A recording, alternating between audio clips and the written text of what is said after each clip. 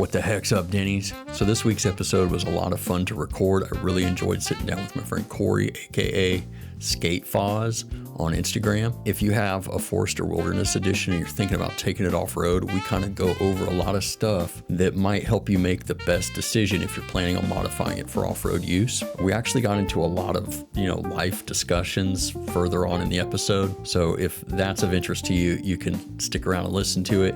If not, you can turn the episode off once it stops being about Subarus. But I really enjoyed this. It felt like Cory was somebody that I've known for a long time, even though we just met. So you'll probably hear my enthusiasm come through the recording. If you want more Subaru content to binge in podcast form, check out the Subi and You podcast. It's available on Spotify, Apple Podcasts, pretty much everywhere. My friend Raph over there has been killing it for years. He's got a ton of episodes that you can binge. But let's go ahead and jump into this episode. It's good to meet you, man. I know we've chatted a little bit on Instagram.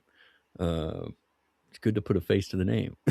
Same here, dude. Heck yeah. Looking forward to talking. Can you tell everybody who you are and how they can find you online? So my name's Cory. On Instagram, I go by Skate Foz or SK8 Foz. That changed about a month ago. I used to be Subi Rupert. I think that was a little too on the nose, and that was like the first attempt at like a handle. So I was like, all right, it's time to update this. Wait, let me ask you about that real quick. Yeah. It's funny you say that because I remember hearing that or seeing that name. Okay, I didn't even realize that was you. Or I look at so much stuff, I lose track of everything and everyone. Right. I work so much. What was that all about? Can you tell me about that? I didn't even know this whole car culture Instagram thing existed until I got the Subaru last year. So when I got into it and I was like, oh, let me create an Instagram for my car. Creativity is not my strong suit. So trying to come up with something, I was like, something that has to do with Subaru and like we used to have a dog named Rue. So my daughter was like, oh, why don't you name it Rue? And I was like, that's too on the nose. And then so I was like Subi Rupert. Let's do Rupert. And then I was like, oh, Rupert Murdoch. So I initially came out the gate with like Subi Rupert Murdoch. And I was like, that's tight, actually.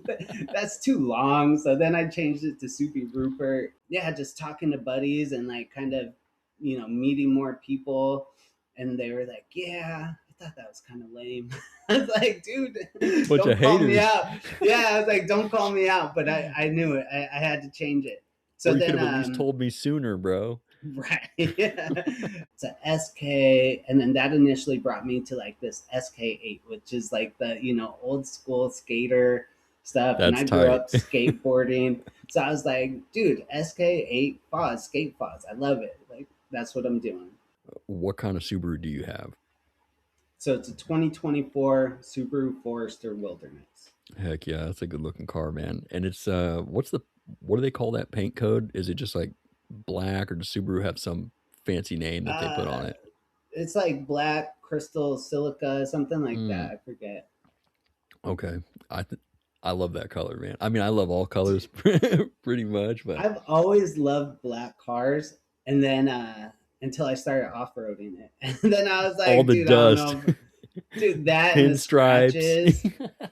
Does your Subaru's engine bay look like crap? Mine definitely does, or did. I recently, in the last couple of years, purchased a full set of engine bay caps for my daily driver, and then I purchased some other ones for my Forester from Melee Design Firm. They have full sets, or you can buy just the oil cap if you want to just dress that up. But they're billet aluminum, they're small batch, so again, not every broccoli head with a WRX is going to have these, and they look pretty sick. I'm using the wrinkle red powder coat, but they have them in all sorts of other colors that you can choose from. And if you use code DIRTSUBIES at checkout, you'll get 10% off pretty much anything in the store. And that would really help us out to continue making these episodes for you, and it would help out a small business. Melee Design Firm is the epitome of a small business. Mitch over there is absolutely grinding and crushing it, and I can't say thank you enough for his willingness to sponsor what we're doing over here. So go check that out, and let's get back into this freaking heater of an episode. This was my first brand new car.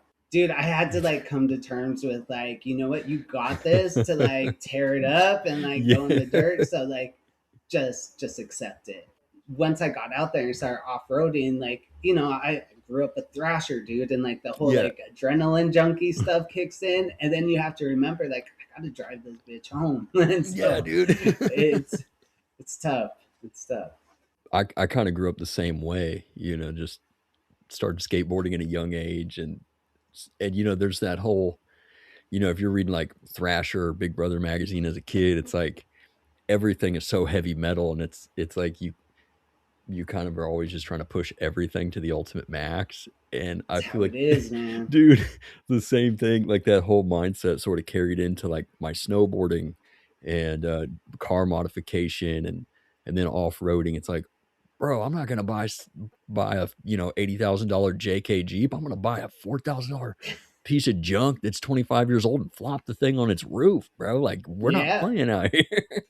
And that's where my mind is at now. Is like, Yeah. dude, okay, this is supposed to be my daily, and like, Yeah. now I want to get something that I could just thrash and go out there and tear it up and not be a big deal. Let me ask you about the skateboarding stuff, just because like that's something that Yeah, I yeah. kind of grew up with. Do you still skate at all? I tried. So I got a back injury, so I Oh, have to dude. take it super, super Yeah. easy.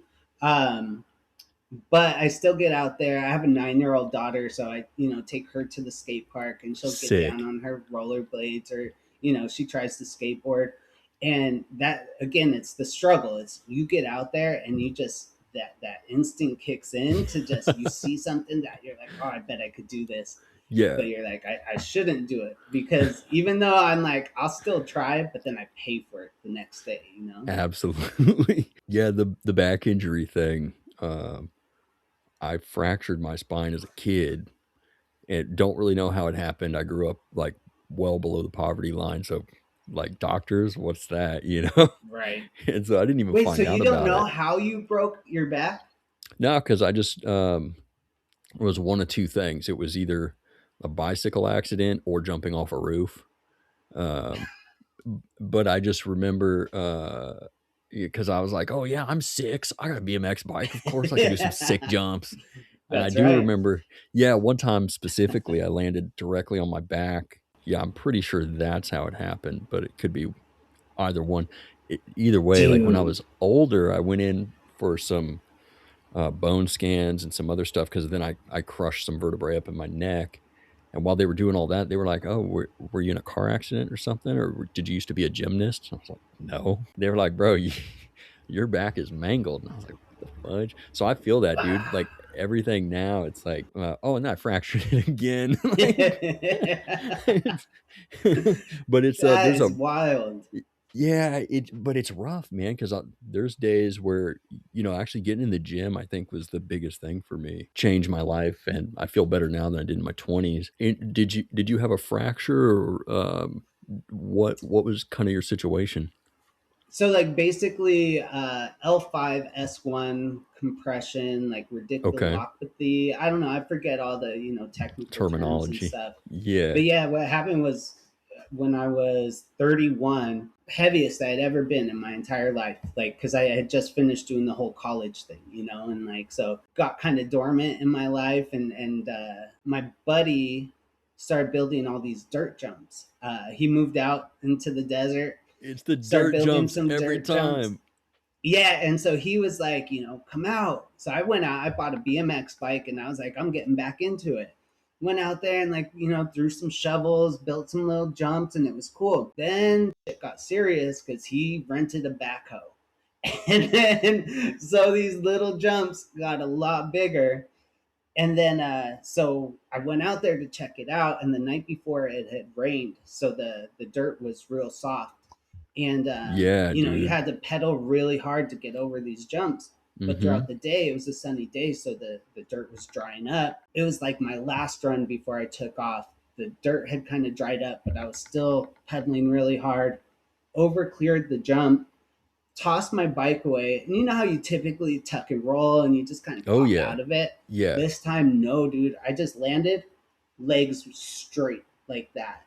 And then so hyperextended my knee and just totally compressed my spine. And Oh, that was dude. it. I had a similar injury on a snowboard. It was up at Timberline Lodge, which is like they actually filmed a scene from that movie, The Shining, up there. Isn't that Tahoe? No, it's Mount Hood Timberline. in The Mount Oregon. Hood. Yeah, Yeah, yeah, yeah. yeah. You go up there for a summer session, you're looking at just the lip of this booter is 2 stories high, and you have to Yeah. straight line it, no speed check, and you better have waxed real good because the snow And is that sticky. slushy. Bro, Yeah.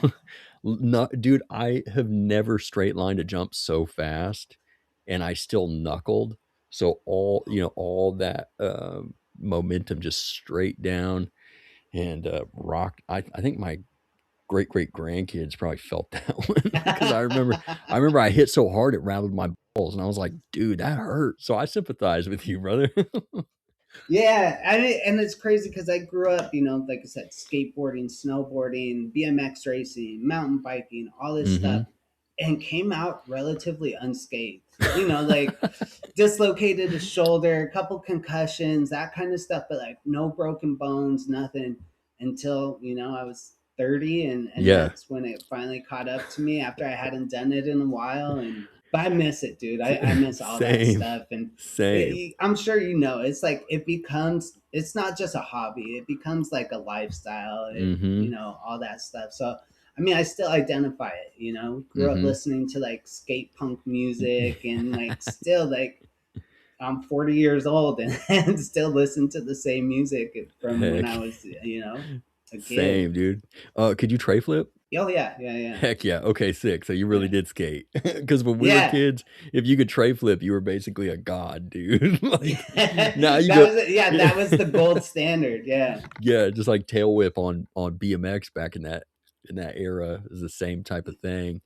But now it's yeah. like you go to any parking lot at any skate park and it's like some 8-year-old kid, tray flip nose man. You're like, dude, what are you guys Absolutely on? ridiculous. Like the what it's become. Like Hmm. watching the Olympics and stuff, and they're throwing like I don't know 1620s, Yeah. whatever it was, and I was just Yeah. like, dude, that's They insane. dude, they gotta be using performance enhancing drugs. Like, I think that pro skaters today, there's no way you're jumping down El Toro multiple times if you're not using some kind of, like, peptides or steroids or something. Like, whatever you guys are taking, I'm at that point where I need it. Like, Dude, hey, it's like, it's all about money at this point. Like maybe yep, it's worth it. right? Yeah, I've resisted the urge to take any kinda anything, but when I go to the gym and I see 16-year-old kids, they're on SARMs and, in 3 months, they're twice my size. I'm like, "What am I doing?" Yeah, dude, it's tough. I knew some dudes that went down that path, and it's Yeah. tempting, but I don't know. It's just Yeah. it's such a risk. Oh, dude, 100%. Yeah, because there's a difference between, like, use and abuse, and you can't really do it under good guidance of a doctor. Okay, sorry, man, I took us on a on a long tangent, but All we're good, homies dude. now, All so good. let Yeah, me let me ask you about, just your mods. Let's jump right into that because I feel like that's the thing everybody always wants to know about. I know yeah. you got a lift on it. I know you got tires, and I know it's always hard off the dome to remember everything you've spent money on a car. Uh, Bro, I got a spreadsheet. I got a oh, spreadsheet for sick, for sick. everything. Yeah. So did you? I know you've got a lift kit, and I think you have aftermarket tires on it now. Yeah, yeah, Um, yeah. so I got a couple questions. What do you have on it, and what was kind of the progression? Did you just start doing the stuff out of the gate, or did you start driving the car and realize I need more clearance and I need better tires, or how did that whole thing kind of pan out for you? Are you currently in the market for a lift kit for your Subaru? Or have you put a crappy Amazon or eBay lift kit on it and realized maybe you shouldn't have done that? Well, if you're in the market for that, or skid plates, ditch light brackets, molly panels, any kind of other off-road Subaru stuff, make sure that you check out today's sponsor, Anderson Design and Fabrication. They are offering you guys a 5% off deal if you use code DIRTSUBIES at checkout. All you got to do is go to their website, awdadventure.com. Use that code DIRTSUBIES when you check out and you will get 5% off. And I can't speak highly enough of their stuff. You guys know that I've been running their products for over 10 years at this point and have just absolutely beat the crap out of them. I've got their lift kit on my Forester currently, and I will probably never use another lift kit brand ever. Their stuff is just solid. So it means a lot to me, the fact that Patrick was willing to do me a favor and sponsor the podcast and giving you guys a way to make purchasing a quality lift kit more affordable. So go over there, get whatever you need, use that code, and make sure in the notes section you tell him thank you, because he doesn't need to discount any of his products. He's literally killing it. But again, it's just a favor that he's doing for us, and I really appreciate Patrick. Yeah, dude, I love it because I'll be the first to admit, like, this is all new to me. I was always the person that could appreciate a nice car, and like, you know, give me a fast car, I'm gonna drive it fast. Give me an off-roader, I'm gonna go off-road, but I don't know anything about them. And then so again, when I got the Subaru, I had no idea people were modifying these things until I kind of started doing some more research and found the Instagram. It was just like, wow. Before that, 2 weeks after I got the car, I was like, all right, cool. It's a wilderness. It's supposed to go off road. Well, there's an off road park like 20 minutes away called Rower Flats. No idea what this place was, like the capability. I didn't even know. So I was just like, called up a buddy. I was like, you want to go with me? He's like, yeah, let's take the kids. I was like, cool. Throw the kids in the back and let's head up there. Yeah, dude. This is before the lift and everything, and it's just this long climb, long rocky climb, and it's like what Subarus hate, dude. And it's a one-way trail, so you got people coming down as you're going up. It's 90 degrees out. I got the AC blowing. We're climbing, and I'm hearing my back bumper just scraping. At some point, the AC stops blowing out cold air and it starts blowing hot air. And I'm like, oh dude, something's wrong with my AC. Again, I had no idea what I was doing.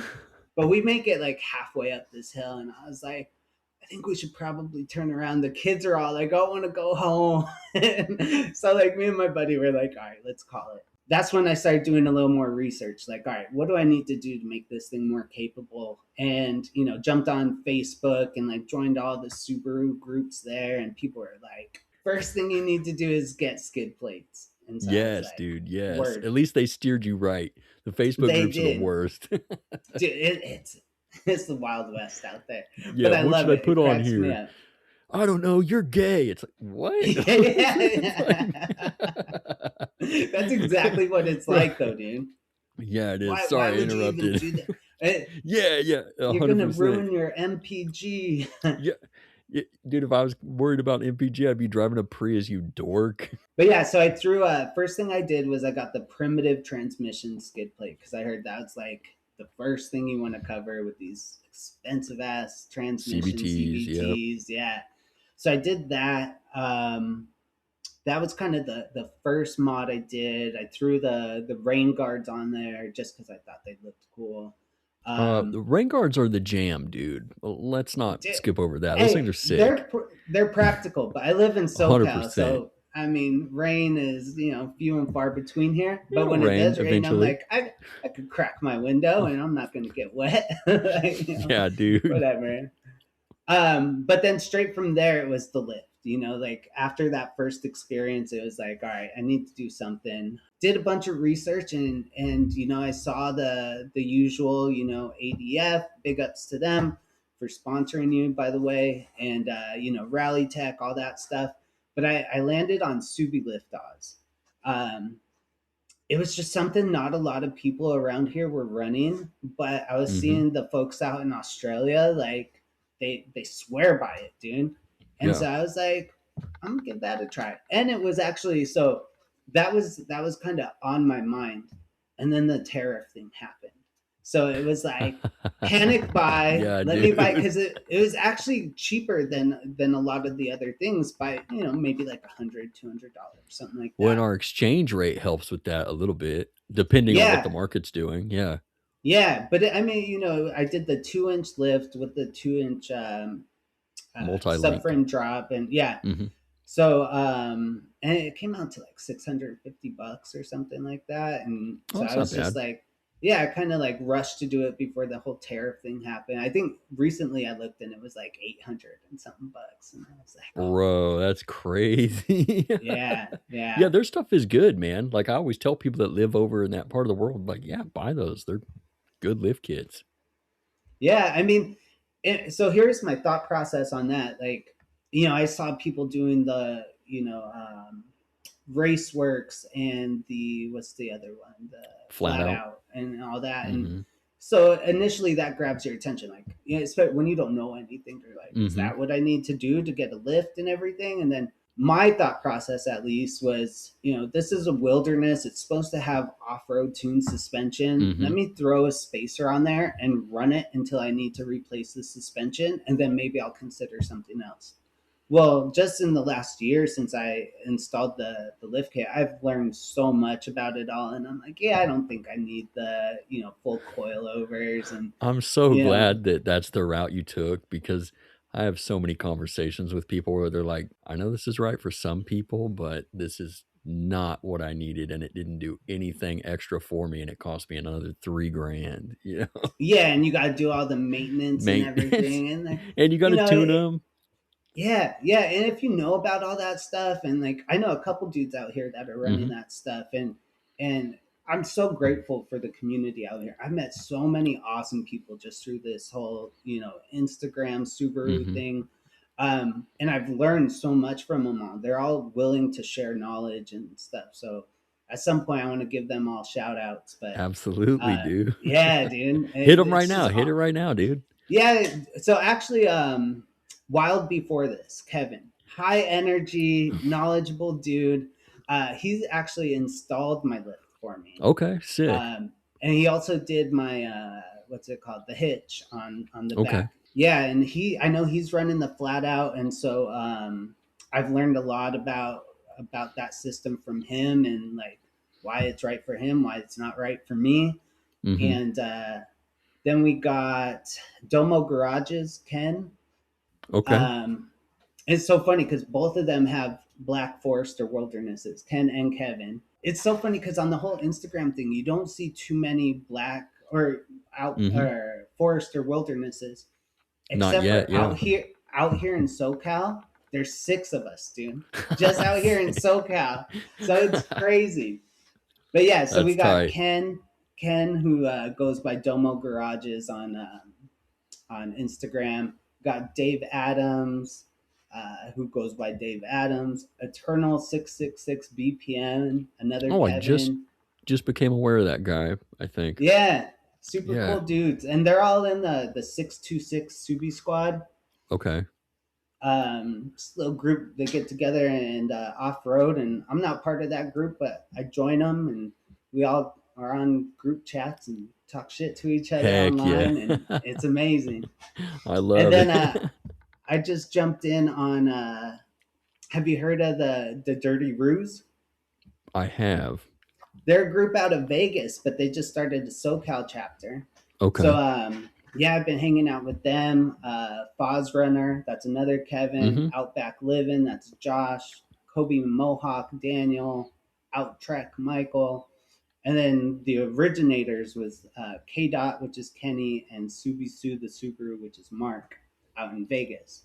And Heck that yeah. group is awesome. These dudes are partiers. They love to party, but they also they do volunteer work. Yeah, last month we were out in Vegas and we went to the Desert Wildlife Preserve and Okay. did some erosion management out there and just stacking rocks and stuff Heck to, yeah. just do our part. Yeah, And that's so tight.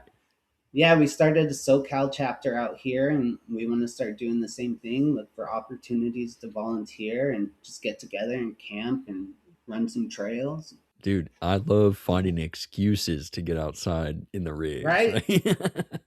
I'm like, give me any reason. Let's go. Yeah, yeah. Hey, so I took you on that little tangent, but I got a couple questions. I Oh want to yeah, get yeah. into your tires, and then I Yes. want to get into like some of your other mods, and then I'd like to ask you a little bit about like if there were any major like roadblocks, or maybe if there was something about modifying the Forester that turned out to be kind of challenging, that if you had Yeah, it to hell do yeah. over or something like that, or somebody else that's watching you that wants to do what you're doing, stuff that they might want to know. But yeah, lay it Such on us, man. great questions, dude. Great Uh, questions. always off the dome, so it's usually The- unorganized, but You know what? I did run into challenges, and Okay. I spent money that I like regretted spending money. Luckily, it was only one thing. Okay. Well, let's Um, see if we could save some people, bro. yeah. So, all right, tires. We'll talk about tires. I went with the when I did the lift, I did the Falken Wildpeak AT4Ws. Good Um, choice. Dude, it was honestly like, I think between like three or four different tires that, everyone talks about, and the KO3s, the Falcon Wild Peaks, the Milestar just came into the conversation not too Mm-hmm. long ago. But I was just seeing that the Falcons are a little bit lighter. They're kind of designed for the small CUVs. So I Mm-hmm. was like, I'm good to go with that, dude. Like, just try it out. Sounds like it's exactly what I need. I don't really have anything to compare it to except the stock Geolanders that came with it, Yeah. which were so tiny, by the way. That was my biggest gripe with the car, was like, it's just these tires are just ridiculously small. Are they like a 225 or something from Yeah. something like that? Yeah, I think it was 225/60. yeah, that's not a lot of sidewall, and that car has headroom for a little bit extra. Exactly. I did the 235/65. I know some people are running the 245s. Um, I don't know if I want to go up that much, and the There's a happy 235s are medium. working fine. Yeah, there's a Yeah. happy medium where there's like a matrix of like benefit and oh crap, now my engine can't do anything. So I think you made Yeah, a good yeah. choice. I'm happy with it. I'm happy with Yeah. it. And it looks good, Um, dude. Thank you. I appreciate it. Oh, absolutely. I did the Rally Tech Extreme front skid plate. Okay. What's That was what's the awesome. extreme? Can you I It's just bigger and thicker. So I oh think it's gotcha. Okay. one of The them three was like sixteenths. 3/16 Mm-hmm. versus the 1/4 inch. Yeah. I think it has more side protection. Okay. Yeah, so I love it. It's Yeah. nice. 3/16 is the way to go, man. Just spend the extra, what is it, $50, whatever. Just Yeah, run it, dude. yeah, It's worth all the money. I agree. And so those were the mods that I like started out with. Then I bought the Thule cargo box, or whatever you want to call it. It was like the Motion 3 XL. It was Okay. like $1,200 with the gloss finish, because I thought it looked awesome, and I was like, It when we matches. go, yeah, it matches. I was like, on that whole like I want to look fancy type stuff, It was this and I mean, that's a pretty big skybox, right? Am I it is, dude. okay. And that's, I had no idea. Like, I went into the shop and I was like, well, I want to put as much stuff as possible in it. So I've never bought one of these. So I bought the Yeah. biggest one possible, because I was like, when we go camping, I'll throw everything up there so me and my daughter could sleep in the back. And yeah, it was cool. Well, I live in a condo, and the carport has this huge beam across the top. Oh, Before dude. I, before I got my lift, the Thule worked fine. Like, I could pull in and out. I did the whole what's it called, the pulley system, where I could raise it off of my car and Mhm. everything. Once I lifted my car, dude, I could no longer put it on in the carport and back out. So I would have to back my car out, drop it off the lift it up, and put it on top of my car. And with this back injury, dude, I was like, yeah, this isn't gonna work. I'm not doing Yeah, this yeah. every single time. That's such a bad position to be in with a back injury, man. No, thank you. Yeah, Well, you don't know what you don't know, and so it's not right. like you made a bad decision. You just wanted to do something. Was there Well, any and other issues with that, or was it just kind of your situation in the condo that made it kind of a no go? it was just the situation with the condo. I mean, as far as size, I probably would have went with a medium instead of the XL, because there was like front overhang, and there Mm, wasn't any issues with like opening the back hatch. It would still okay. open fine, but then you had to like just move it more forward, so there was some overhang. But really, that was the only issue. It was like me personally, and I didn't think through the entire process of like the mods I wanted to do. But that's where I kind of like learned, like, okay, let's not go crazy and just throw things on this thing just because it looks cool, or like you'll think you'll need it. Like, let's Yeah. actually use it and then figure out what we need as we use it. And so that's kind of the approach I've taken now. I And love that. yeah, so like when I got my ditch lights, it was because the guys were like, let's do a night run. And I was like, I want to go, but I don't have any lights. So let's buy some lights. And so I went with the Nash Fabco Nice. ditch light brackets. Their stuff is sick. I like it. It's super low pro, so that Mm-hmm. they don't sit up real high. I think it They just don't looks pretty wobble. clean. Yeah. Yeah, yeah. Yeah. And then for the lights, I just went aux beam, dude, because I was like, I go to bed by 9:30 p.m. So like, how There's many night runs am I gonna do realistically? their stuff is good, man. I know it's like knockoff stuff supposedly, but dude, I run a lot of their stuff, so I can't hate. It works, man. Yeah. That's the thing for me. Like, I'm gonna use it a couple times a year. Mm-hmm. Like, it works. If it, you know, takes a crap at some point, like, another Replace it. $150 to replace, I could do Mm-hmm. that, how many times before I buy, something more expensive. So, Yeah. And that's such a good thing for people to hear because yeah, there are things where you don't want to skimp. Your lift kit, you're only doing that once. Don't be right. stupid. But there's a lot of other stuff where it's like, you know, um, yeah, actually be somewhat intentional with what you're spending money on because Yeah, you need that absolutely. backup money because we're beating up Subarus. They cost money to Yeah. fix. Which brings me to my next mod was Oh, the let's Scan go. Gauge 3, dude. Oh, Had dude, to do you did it. it right. Well, and this comes from watching other people's successes and failures, dude. So, like, going back to my buddy Kevin, Wild before this, he's got a 2022 Forester Wilderness that he just had to completely replace the transmission. Gnarly job. And, like I said, dude's super knowledgeable. He was able Hmm. to, source the transmission and do it himself. Someone like me, who I think I own like probably 5 tools in my whole arsenal. It's It's an like eight I'm not thousand doing dollar that. job. Yeah, and I've already had warranty issues, dude. And Yeah. I on that night run that I was talking about, there was a bunch of puddles up in Big Bear that we went splashing through. Ended up shorting out my radiator motor or something like that. Wait, And what? yeah, it was this big old hassle that, like, I don't know. So I this is the thing, right? We went through some puddles, and all of a sudden my car lit up like a Christmas tree. We all got around to see like what's going on. My buddy was like, oh, just replace the fuse, like you'll be fine. Well, sure enough, that worked, right? Until the next day where it happened again. And I was like, oh, let me just replace the fuse again. Well, the next day was a Monday, and I had to drive 2 hours away for a meeting. And on the way back, I'm in the middle of downtown LA on the 110 freeway. My car starts overheating. There's no shoulder to Bro. pull off on or anything. So, Oh, dude. finally get to a safe space, and I got the roadside assistant, so it kind of, Subaru hooked me up with that and towed me over to the dealership.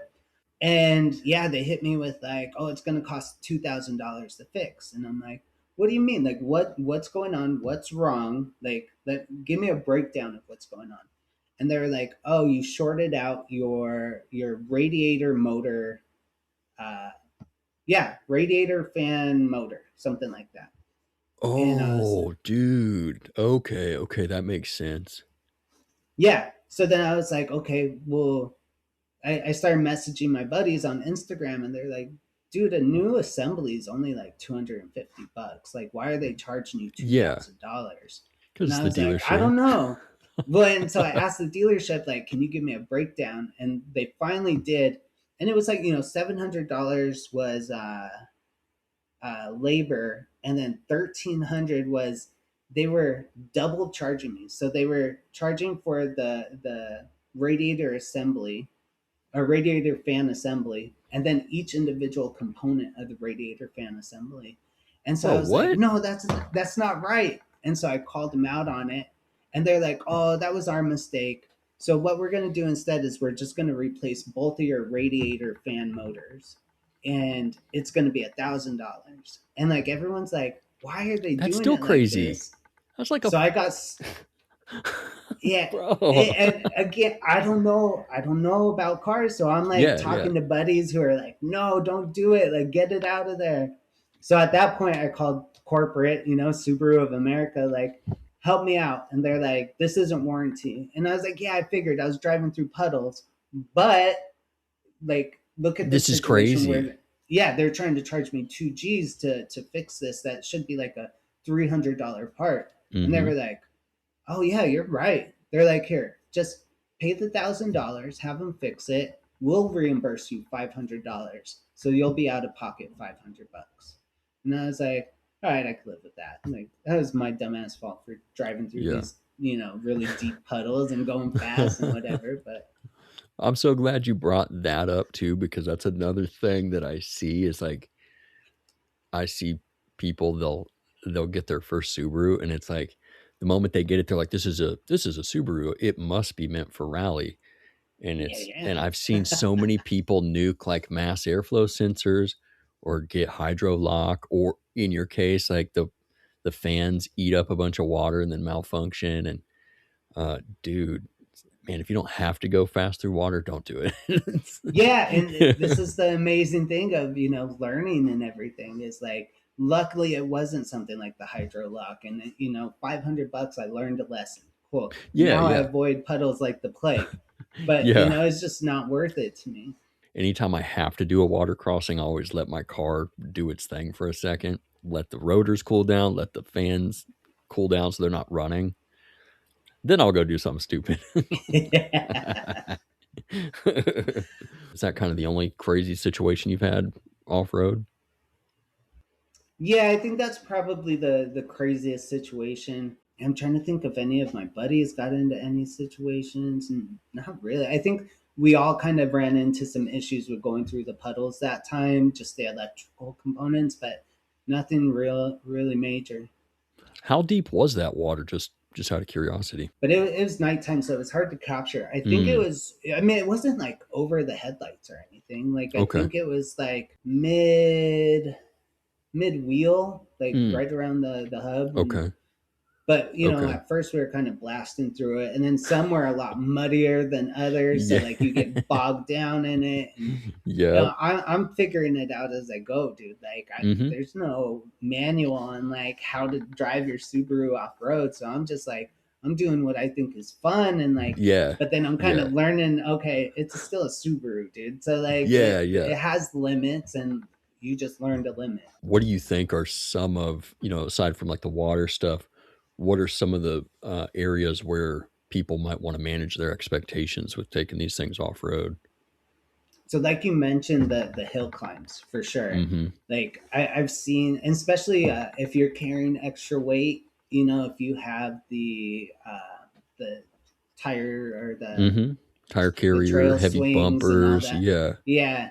Or if you're running the rooftop tents, like, it all just add weight, which the Mm-hmm. CVT hates, and you're gonna have trouble Yeah. going uphill with that. So I think that's definitely a limitation. You need to put a lift on it. Like, I felt so much more confident, and once I got that lift, it was Yeah. like, oh, dude, this is amazing. Like, I didn't have to slow down and kind of crawl through stuff. I was just, Yeah. It's it not the was first fun. time in my life where I found out that 2 inches makes a big difference. Dude, Yeah, it's so I think the skid plates for me, that's been the biggest like shift in my off-road driving. Uh, but I didn't start with skid plates. I started with the lift. But yeah, 100%. It's like an extra 2 inches of ground clearance. That makes a huge difference. it On a lot of the does. It trails that we're does. taking these on. I mean, if you're taking a rock bouncer out, an additional 2 inches of lift, who cares? But on Right. Subarus, you need the diff clearance. That's where our You cars do. shine, bro. I mean, and even if we're just doing, forest roads and stuff, like, Mm-hmm. it just, if you hit a rut or whatever, it just gives you Mm-hmm. so much more ability to kind of just float over it. You don't Yeah. even need to be doing the crazy off roading to need a lift. If you're just getting out there to find a campsite, it still helps with that. And it doesn't Mm-hmm. affect the on road performance either. that was something that Yeah. like, I was thinking about was like, it's still a daily. I'm driving my daughter around. Luckily I work from home, so it's not like I drive around a crazy amount. But I mean, on road it's still fantastic. Yeah, that's something that I see a lot of people say, like, "Oh, you're gonna ruin the drivability of the car." And should you take a lifted Forester to the track? No. Mm. But but I mean, that's one of the things where people are so quick to say, "Oh, I gotta get these coilovers so it still handles good on the road." It's like, dude, unless your suspension's already clapped, it's really not gonna you're probably not gonna notice it except for you can see over the top of other cars. Yeah, It's yeah, exactly. And I'm not even running a sway bar on the front of mine, and I me still neither. think it drives like Yeah. I'm zipping through the canyons and everything just fine without Mhm. like noticing a ton of body roll or anything. Oh, dude, and the other thing that's funny is, one of my first cars was a Subaru. I got into these things, I don't know, almost 2 decades ago, and I got so spoiled because it wasn't until I bought, like, a little Infiniti, like, G20, which is like a Nissan-based Infiniti, like a little Nissan, I think it's like a Sentra or something. It's got a, SR20 in it, so it's a zippy little car, but I had Uh, no idea how much better these, like, big Subarus handled than even that little, G20, and, just the way they're engineered, everything about them makes sense, and so people, they're hesitant. They're like, "Oh, I don't wanna modify it and turn it into a problem." right. But dude, these cars are Yeah, so I good, bro. see a bunch of people talking about like you don't know better than the Subaru engineers and blah blah blah. And it's like, all right, then don't do it to yours. But like for Yeah. me, it works, and I know a lot of people feel the same Mhm. way. Well, I'm dude, so glad. Go yeah. ahead. Oh, go ahead. No, you go ahead, man. I was just gonna say, like in general, I'm so happy I found Subaru, dude, because it was never Mhm. really on the radar. Like my first car was a '92 Chevy Astro van, dude. That I used Oh, to, dude, sick. yeah, What used to oh, dude. smoke the tires on it, like just hold the brake and hit the gas until that thing starts spinning. We used to drive it up to the mountain because I lived like Mhm. 40 minutes from Mountain High, which is like our local Oh, ski yeah, resort. dude. Absolutely. Yeah. Yeah, so I mean, we used to mob it up there, throw out the center seat. I put that as a Mhm. couch in my bedroom when I was a teenager, and just stack as many boards and people as we could in there, and just took Yeah. it out. But when we were going up there, I would see Subarus all the time. It was just, I grew up poor, so it was like I'm making it work with the van. You and I come from similar We scenarios. do, dude. It's so crazy.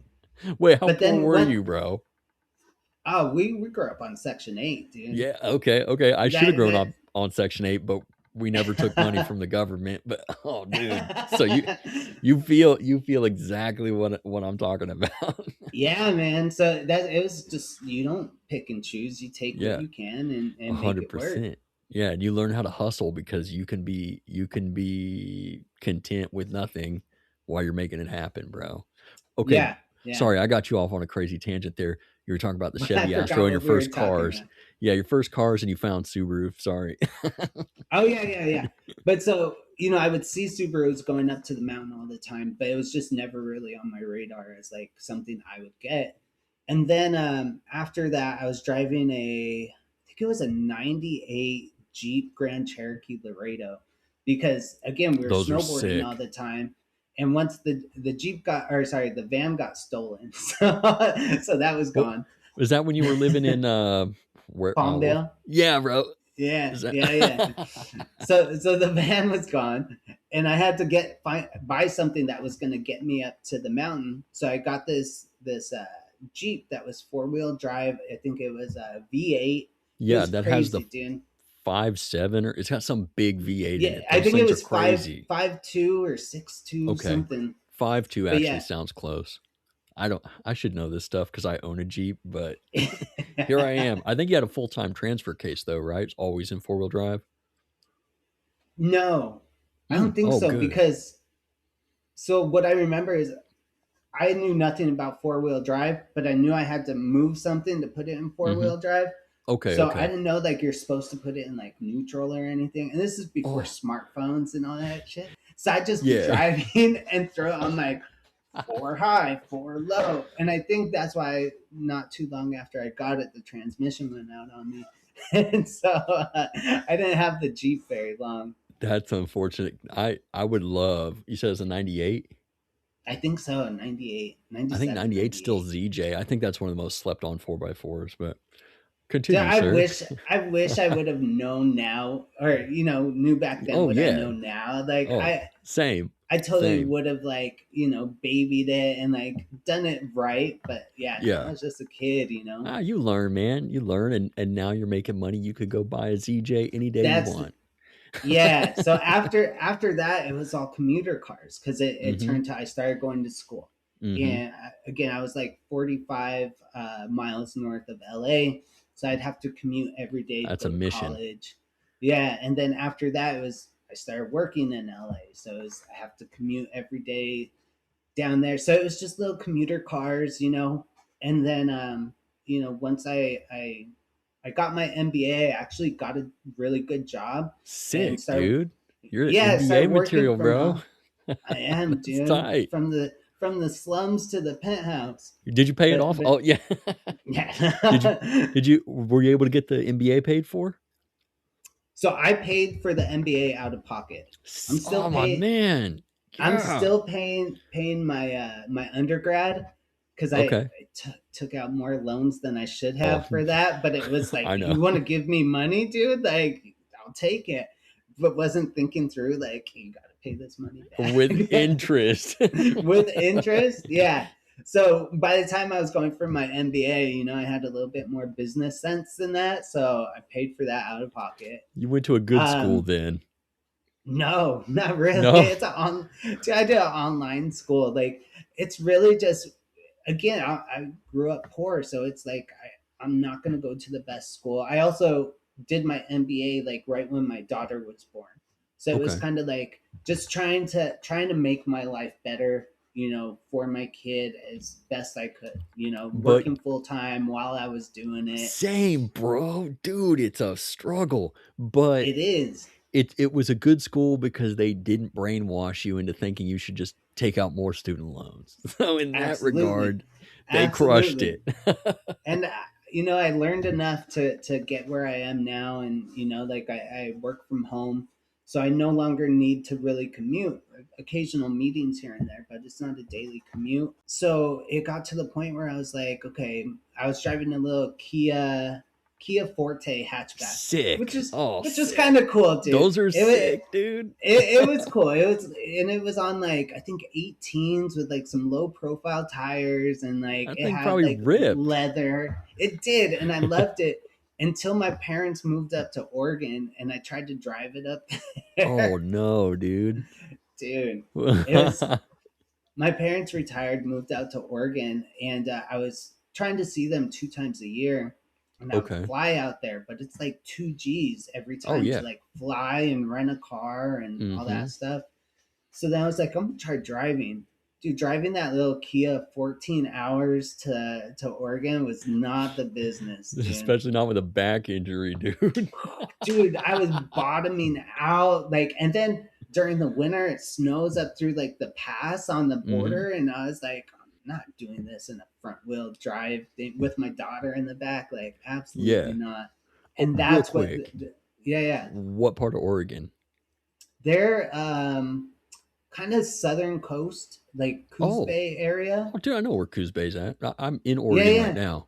That's yeah. So kind of my jam. you're familiar with it. It's Mm-hmm. the dunes. The dunes are all right Yeah. there. Yeah, dude. Have you been able to Yeah, drive them?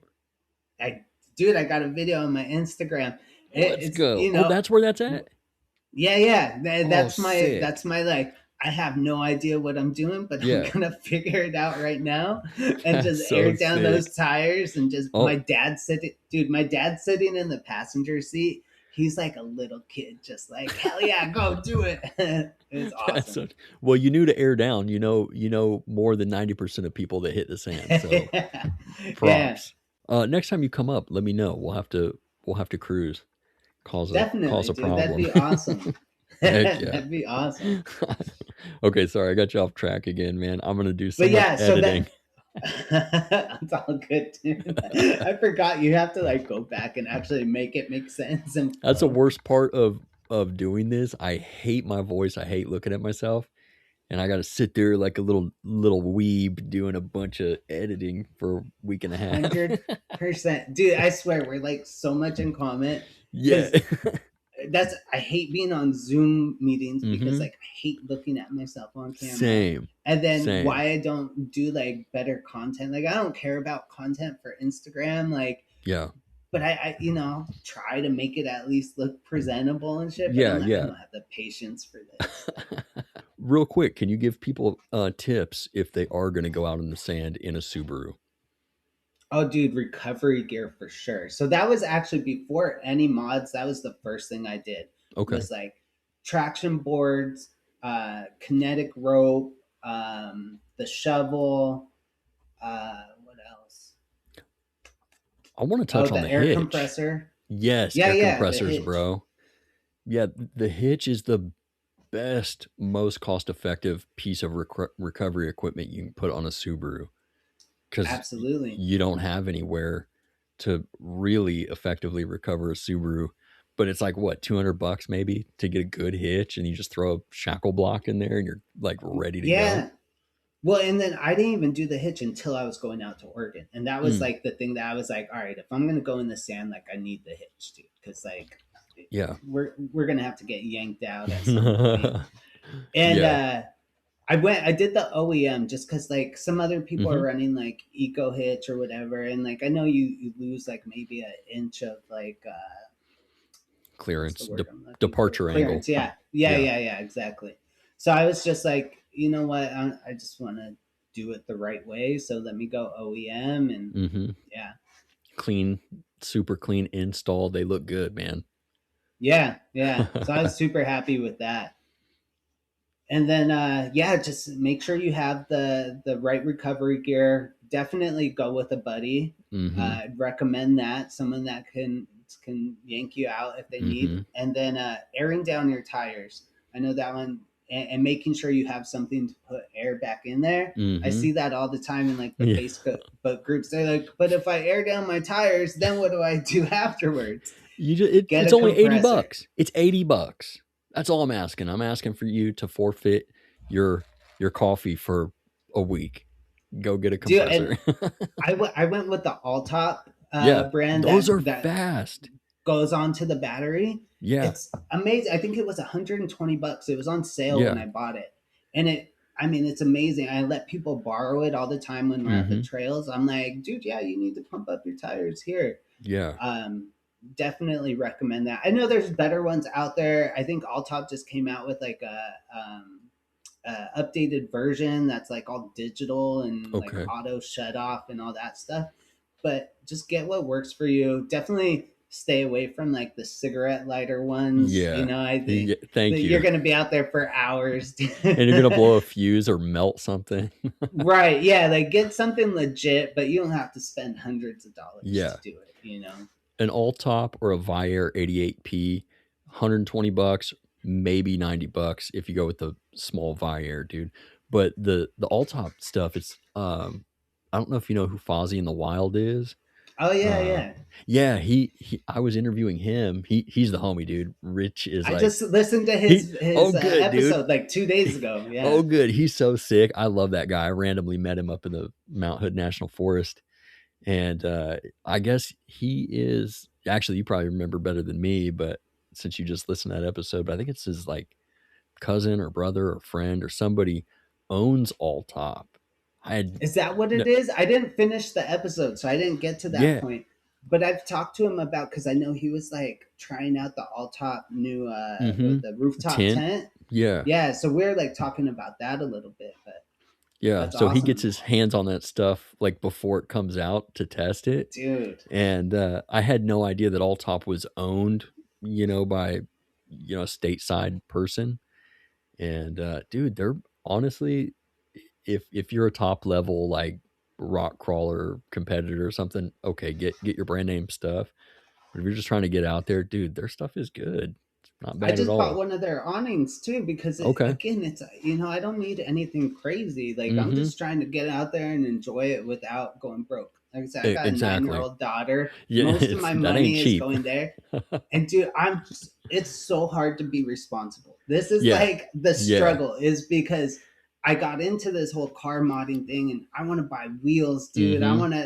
I want to just make it look awesome. I want to put the best lights on there, everything, but it's like okay, but in reality, like, my daughter wants to do theater class. She wants to go to Universal Studios next month. It's like, okay, there goes my Yeah. wheels right It, there. I So, mean, but mods are cool, but if you can't put gas in the car, what's the point, yeah, exactly, dude. So, um, yeah, I didn't go crazy on mods, but I think going back to the sand dunes, I think just recovery gear, airing down, being with a buddy, and then just doing research ahead of time.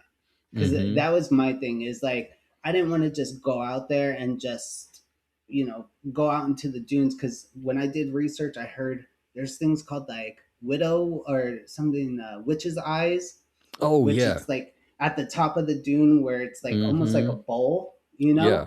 and like those can be like super sketchy. And Mm-hmm. so I was just like, all right, I'm not trying to like die while I'm out there. Like Yeah. I'm Yeah. in the Subaru, let me make sure I'm doing stuff that I can actually handle. So like I made sure to do research of like, let's test it out first, let's make sure we can even get through the sand, and then next time we'll go test the limits a little bit more. Yeah. Having a buddy out there, I think, is super beneficial because it's unlike any other type of off-road driving. You're in the sand. There's no trees. What are you going to recover from, even if you have a Right. winch? I've been in that position where I where I had to believe call it. somebody like, "Hey, yeah, I got stuck." At least you had someone to call and you didn't have to call a company to come get you, Yeah, dude. yeah, for real. They have those signs all over the place. Like it's like $1,000 just to get recovered Oh, from like, the dude, sand. It's ridiculous. that's rough. So I had mentioned that I was driving commuter cars, and then I started working from home, and then was like, I don't need a commuter car anymore. Like I kind of, and my Kia was getting up there. I think it was at like 140,000 miles, and I'm like, all right, this Okay. thing could go out at That's the any end of life time. for a Kia, bro. Yeah, yeah, right. Yeah. So it was like I want to get something that fits the lifestyle I want to live.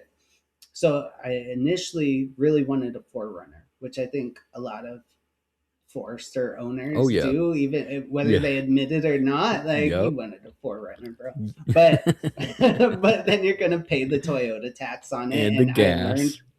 yeah, I learned what the Toyota tax was, and especially like when I was in the market a year and a half ago, like these things were going like crazy. They were coming out with the new model and Mhm. everything. So Everybody um wanted the old one.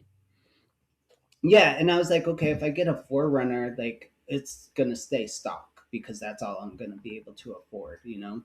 And really, I only like the Forerunners that were modified, that were lifted, and those just look awesome. And I know they're Oh, super yeah. capable and everything. So I started looking at like alternatives, like again, bring me back down to reality from what I really want to like, okay, what's practical for like my needs. And so I started looking at, the Honda Trail Sports, the um what else was there? I was looking at like RAV4s, like I forget the trim, but it was like the Adventure or something like Oh, that. yeah. Yeah. And so then I started looking at all these YouTube videos, and the Subarus came up in all the like comparison videos. And originally, I fell in love with the Outback because I always dug station wagons, dude. Like the Yeah, ugly, the dude. weirder the better. It's kind of Same. like I love underdogs. Like it's the underdog. Give me a station Yes. wagon. Like so, I Heck was yeah. like, dude, I want the station wagon. Then I found the wilderness trim, and I was like, dude, that's it right there. And then I went and test drove them, and the first time I drove the Outback, I loved it. I was like, dude, it's got the Mhm. turbo. Like Exactly. it's 2.4 DIT. yeah, like it felt good. The second time I test drove it, I was like, I don't know, it kind of feels like a boat. And so I was like, I just don't like it as much as I thought I did. And so I was like, let me try the Forester. And the sales dude is like, you're going to hate it. Like, it doesn't have, It's not like, it has turbo. no, yeah, there's no Yeah. balls. And I'm like, Yeah. honestly, like, turbo's only going to get me in trouble. Hmm. Like, let's take the more practical route. And I Yeah. test drove it, dude, and it just felt like home, dude. Like, Hmm. it was nice and roomy and spacious. And I was like, this is what I need right here.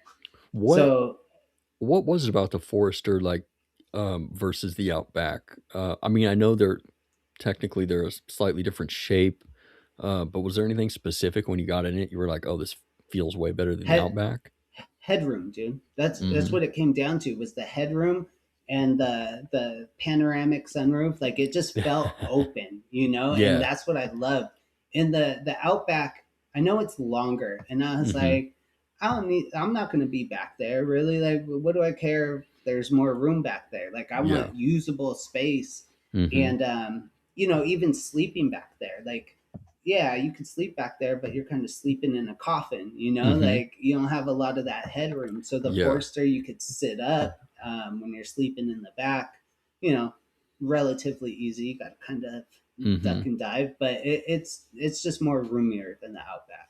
Yeah. I So that's what I landed agree. me with the Forester. Yeah, Okay. Cool. Heck yeah, dude. yeah. Were there supply issues? I mean, it sounds like you were able to jump right in and test drive one, but did they have the one that you wanted and all the specs and everything on site, or did you have to order one? So I didn't really care about the specs or anything. Like it was just like I know I wanted a wilderness and I Hmm. wanted black, and they did. It was back in.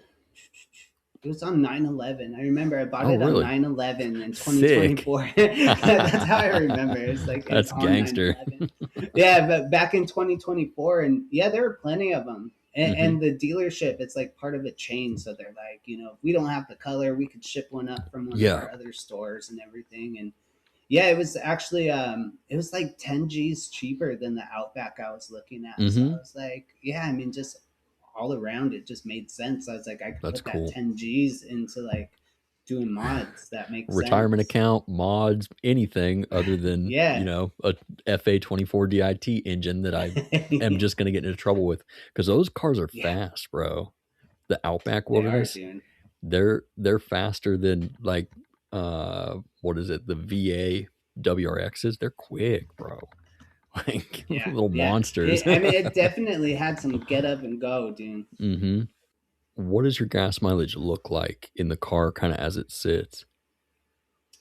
So a lot of my drive, it's crazy because again, I work from home. My Hmm. daughter's school is a mile and a half up the Hmm. road. The grocery store is 2 miles down the road. A So lot I of do a city. ton of super short trips, and when it's that, I'm looking at like 9, 10 miles an hour, Oh. or Okay. not an hour, but miles per Yeah. gallon. But that's not typical.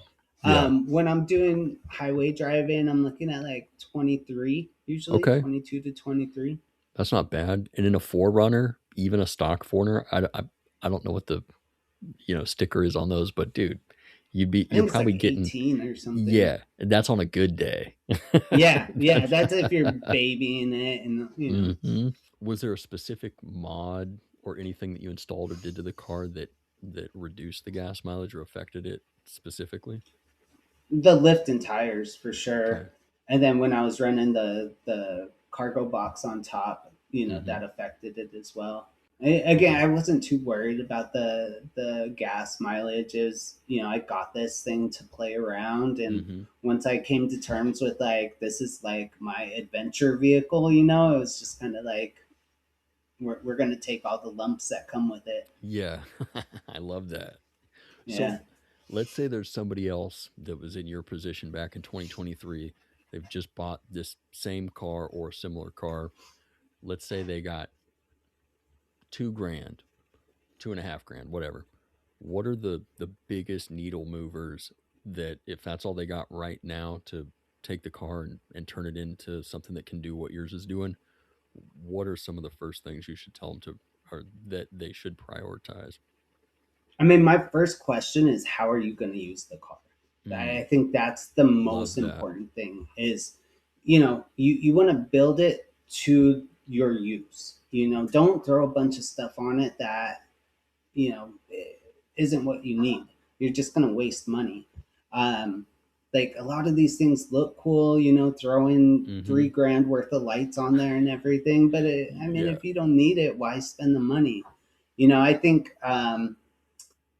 you don't want to cheap out. You don't want to go with the Amazon special for the lift or, you Please know, don't. anything like that. Stick We're to the begging you. reputable. Yeah, there's reputable companies out there that have been tested and tried and true, that whole thing. Mm-hmm. Go for that. You know, yeah, maybe a couple $100 more, but you know what you're going to get. It's going to prolong the, you know, longevity of your Mm-hmm. vehicle, and just do it right. You know, you don't have to go crazy, but do it right. And you're only buying Um, it once. It's not like tires. You can make a bad decision with tires all day because they're gonna wear out anyways, man. yeah, exactly. Like try them out, figure out what works for you, what Yeah. doesn't, and you know, change it next time. Yeah. But I think, you know, doing of course, the skid plates, the lift and tires are really all you need to go like fully enjoy your Subaru. Everything else is just, you know, Gravy. I, yeah, Yeah. exactly. And the scan gauge too. If you're, especially if you're in hot climates, and Mm-hmm. like we're running the deserts, we go to like, you know, dried lake beds and, you know, all over Southern California. It's basically just a huge desert. So Yeah. that scan gauge, I think, is like the next best thing you could do. Yeah. I think I only recently started thinking about that. Um, I've never needed one personally for mine because I all my Subarus are either manual transmission or have a true automatic. But man, Hmm. everybody now with the CVTs, you Yeah, have to be able to look at those temperatures before it's too late. Because once the light comes on, yeah, just go to the dealership and burn all your money in the parking lot. And, it is what it is. dude, 100%.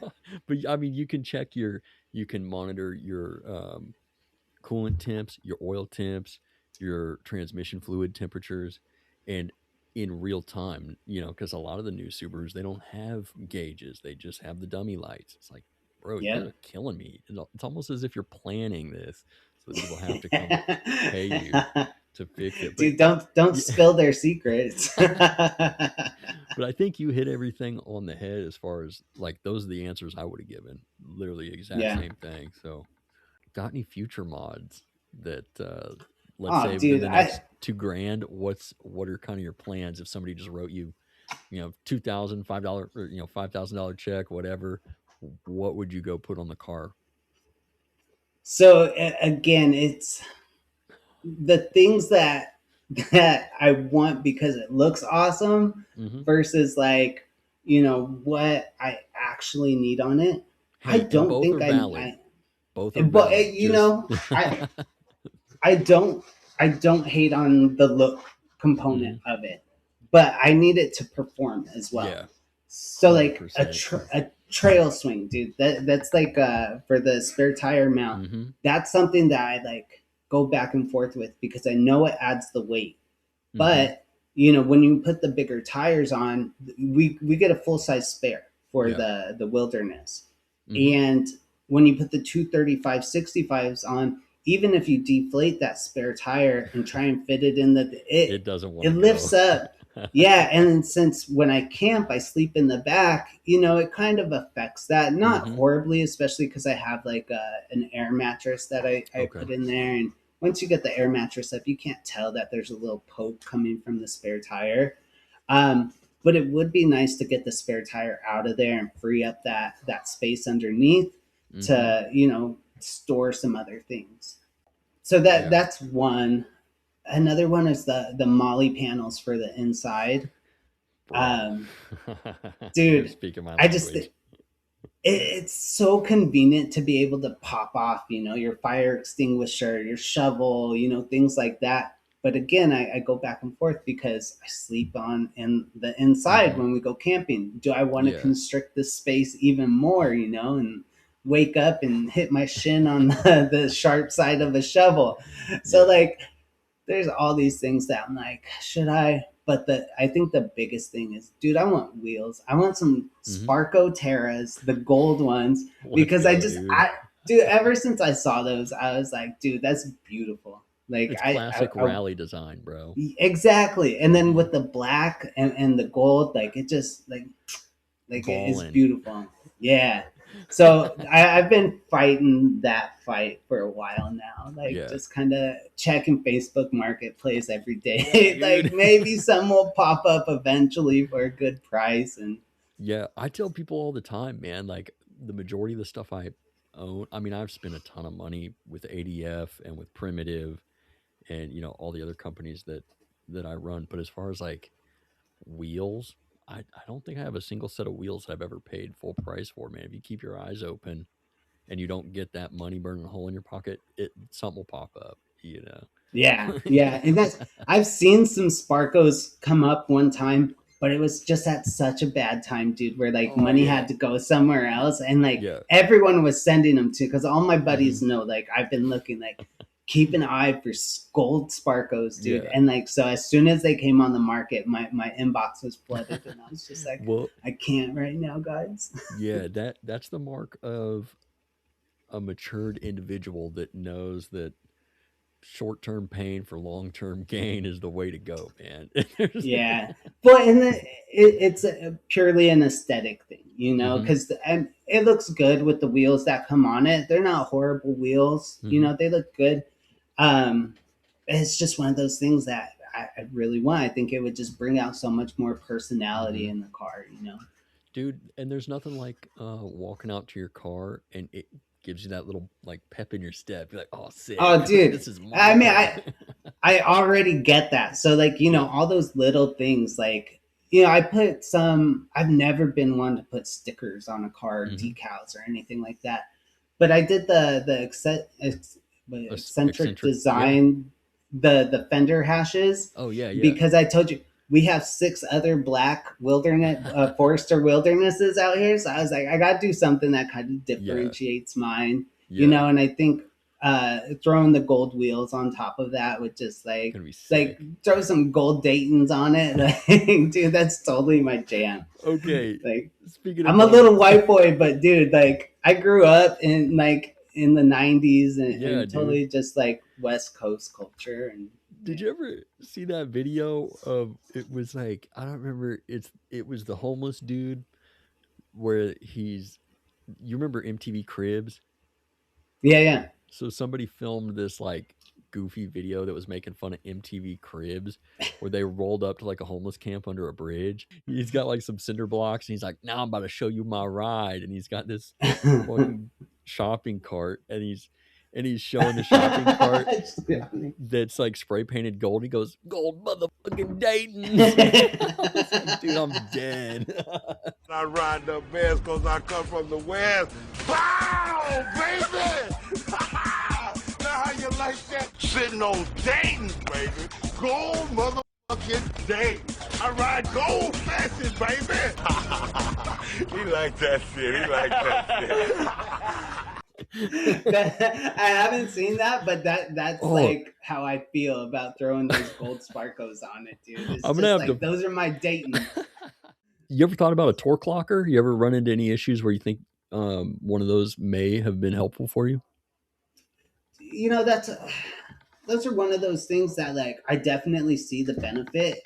Um, because it's a $35,000 car that I still need to daily, like Mm-hmm. am I gonna run it that hard where like a torque locker is necessary? Not yet. You know, Okay. maybe later down the line. But Yeah. yeah, I think right now it's just balancing that functionality of like daily driving and off-roading.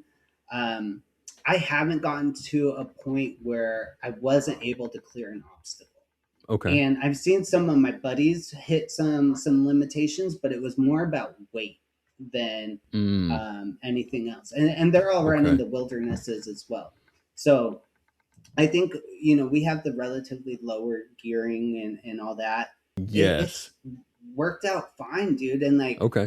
when I hit that limitation, like we'll see. But Yeah, that's the way to approach it because they do what they're supposed to do and they work, but it might not be something that you need. So then it's like, okay, well, that yeah, was $400 and 3 hours of labor that I didn't need to invest. So you got any Yeah. cheat codes for car camping in that vehicle? Are there like any tips or specific accessories or items that you've purchased where you're like, oh, this absolutely changed the car camping game for me? I'm glad you asked that. I'm still figuring that out right now. Like Me I've too. only had this like a year Okay. and 4 months, Mm. and I've camped in it probably 4 times. Um, Before that, I would always do tent camping. So this is my first time Okay. like car camping. One of the big things was getting these mesh nets that go over the door frame so that Yes. you could roll down the windows and Yes. not get bugs in there. Condensation, bugs. Yes, Yeah, bro. game changer. And then during the winter, so I have a power bank. It's not like a huge Jackery or something. It's like this little Chinese like Yeah, model but it that, works. but I run a fan off of it. So you could Mm. keep this little, I think it was like $10 on Amazon for this little fan that kicks Okay. just enough to like keep the air moving when you can't roll down the windows. Okay. And that was game changing. Let's see. Tell me about the mattress. Oh, so the mattress. A buddy of mine actually was getting rid of his Hay Trip. It's a Hay Trip air Oh, mattress. I got a Hay Trip little rollout mattress. Yeah, dude. Do you? Yeah. Yeah. And it fits perfectly in the Forester. It's comfortable. It doesn't lose air. That's the biggest thing. So I Yeah. initially had some like cheap, air mattress from Amazon, and the first time me and my daughter went camping, woke up with it deflated. My back Yeah. was aching, and I was just like, oh, I don't know if I'll ever do this again. Yeah. And then so when my buddy was selling his Hay Trip, he was like, yeah, dude, like give me $40 and it's yours. And that has been absolutely game changing because Heck I yeah. can sleep in comfort, I love and it. totally be comfortable. Okay. Yeah. So that, and then there's a couple different ways to configure the back seats Mm-hmm. to make sure, because you know how you get that like dead space between the front seats Oh, yeah. and the back seats when you lay them When down. they're folded and- down. Yeah. Yeah. So I take off the headrest of the front seat, move it all the way forward, lay it back, then put the back seats down, and it basically Oh, creates that's this crazy. yeah, dude, it sits. So the back seat sits right on top of the backrest for the front seat. Never thought to do that. It gives it that stability. And then you also like if you have, your stuff up on the front seat, you could easily reach up Access. there and grab it. Yeah. Yeah. Yeah, You so guys that's carry been guns out awesome. there?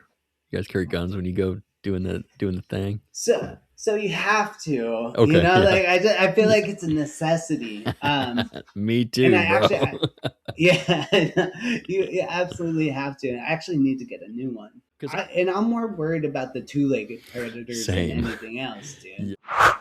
I was like, I don't want to say this on the internet. all this stuff, just for the record, all of these cordless hole punchers were tragically lost in a boating accident. Yeah. Just so everybody knows. I never got into podcasts until you came along. Wait, really? So I wanted to learn, and so that's why I appreciate that you bring on people that like have things to contribute and you bring it out of them. And even if it's not technical knowledge, it's like, what mistakes did you make that other people shouldn't make? Or Yeah. like, what did you learn from your camping setup or whatever it is? It's like those little nuggets that you could take away and be like, oh dude, I never thought of that. Like, It's so I'm gonna do funny. that. Yeah, dude, man, thank you. That's like the best compliment Yeah. I could get. But I've been binging your shit for like the Oh, last, I don't know, 3 thank- months. Oh, Just- thanks, man. That's so Yeah, sick. man. I'm so glad you agreed to come on. Are you nervous, by the way? How do you feel about this? I think the biggest thing I was nervous about was just like, again, I don't have the technical knowledge, and I was like, Yeah. I don't know how much value I'm gonna give anybody, but I was excited to talk to you as a Oh, person. sick. Like I was just like, right on. because I know, we're into the same music. The Yeah. shit you put on your Instagram when you put music, it's the same stuff I listen to. Dude, when you that's told so me when you skateboard, snowboard. Yeah. And so like my buddies that I grew up with, I told them, hey, I'm doing a podcast. And they're like, what are you going to talk about? And I'm like, this guy is one of us. And That's they're like, sick. dude, that's awesome. Yeah. Yeah, it's so funny because, like, I might, if all you had to go on was like my Instagram stories, you'd think I was like a Satan worshiper. People say like, oh, you're my voice of reason, and like, just super like, practical person. Yeah. and all good. My parents are hippies, like just Sick. love and positivity and all Yeah. that stuff. But like you see my music and you're like, it's either gangster rap or hardcore deathcore. Yeah. Like I said, punk, skate punk, like all Yeah. of that stuff I grew up on. Okay, sickest deathcore album. What are you putting on? If you can only put one deathcore album in the CD player, assuming we still have them.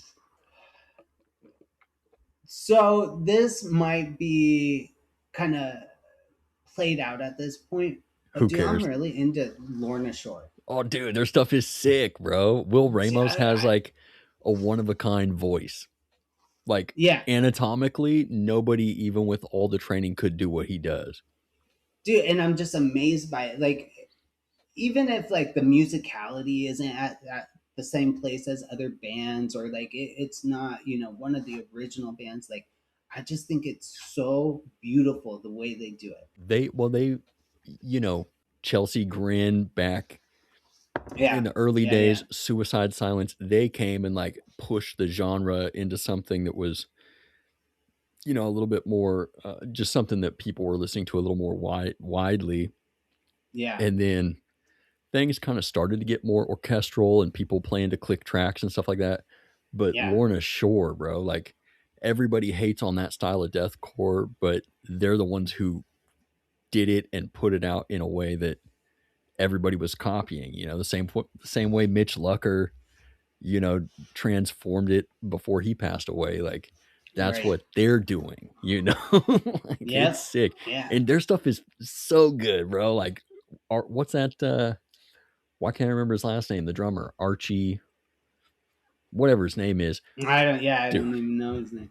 His blast beats get me so stoked. I'm like, yeah, dude. Yeah, it's just that shit that just Yeah. And then like I bands like Have Heart, Raised Fist, Agnostic Front, like those are like my go-to like hardcore bands. I think I pretty much like picked your brain nonstop about car stuff. I want to ask you about life, bro. Yeah. We grew up pretty much under the same circumstances. So I feel like you kind of understand like what it takes to hustle. But here's what I want to ask you, man. There's a lot of, car mods cost money. Life costs money. Having fun costs money.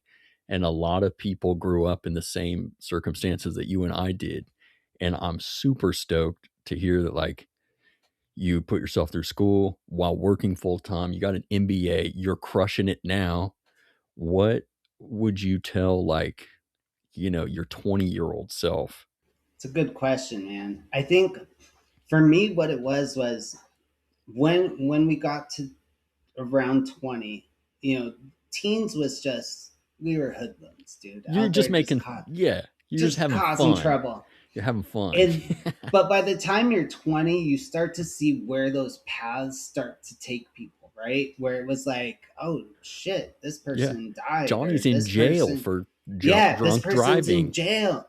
This person's an addict. Like, it's kind of like, damn, like, all right, what am I going to do? And like, I felt like my way of rebelling was kind of like, let me do the opposite of what like most of my friends are doing or the people I grew up around. So let me start going to school.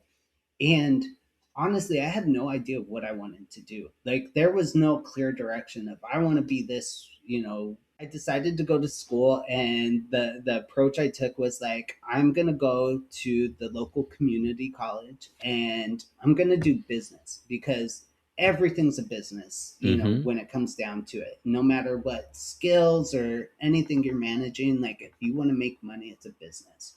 So let me go for business. And then I was also I was actually a behavioral therapist for children with autism. What? While I was going to school, it was just something I fell into, dude. Like I But had I a bet friend you that, loved it, right? you know what? It was amazing because I love kids. Like, and Me too. I've always been great with kids. And I had a friend she was a supervisor for this company. And she was like, "Have you ever thought of doing this?" And I'm like, "I didn't even know that existed. Like, what are you talking about?"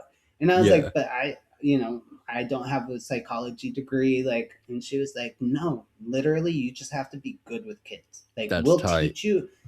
we'll teach you everything you need to know about the therapy part of it, to do ABA therapy, but like you just need to be like a good person and good with kids."